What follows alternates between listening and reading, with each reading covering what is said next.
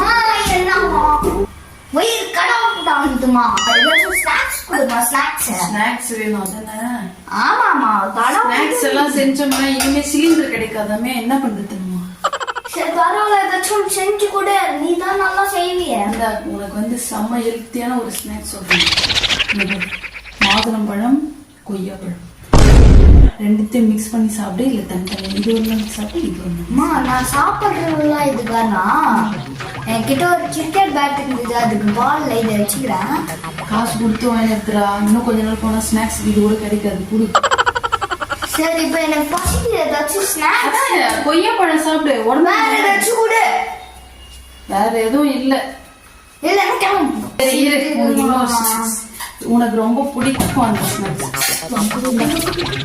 அடுப்பே இல்லாம சாப்பிடுற ஸ்நாக்ஸ், உடச்சுக்கலாம், நல்லது உடம்புக்கு.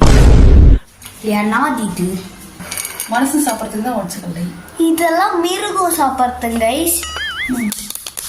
மிருகம்லாம் இதை தான் விரும்பி விரும்பி சாப்பிடும். உடம்புக்கு நல்லது, சாப்பிடு.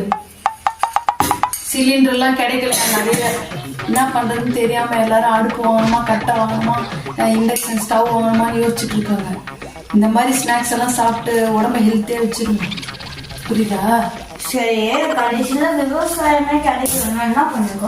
அதெல்லாம் கிடைக்கும், கிடைக்காம போகாது. அது எப்படி கிடைக்கும்? அப்பனா எல்பிஜி கேஸ் கிடைக்கும், கிடைக்காம எப்படி போவோம்?